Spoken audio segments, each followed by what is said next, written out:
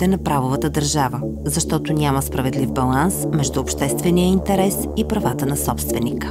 Тази разпоредба не може да се приеме нито като санкция в едната или в другата част. И говоря за отнемането на МПС-то или за присъждане на равностойността и поражда множество проблеми, поради което сме ходили на обучение и между нас е коментирано, че е правен нонсенс и правен абсурд и ще последват дела срещу съда.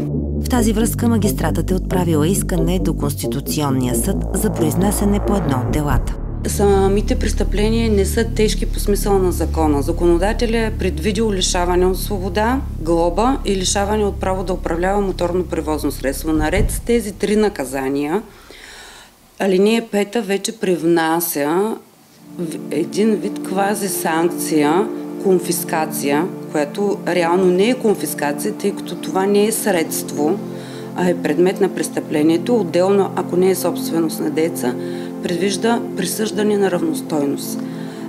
Такова правно понятие няма в наказателния кодекс. Миналата година в районен съд Свиленград са били гледани 37 дела срещу шофьори, употребили алкохол или наркотици преди да се качат зад волана.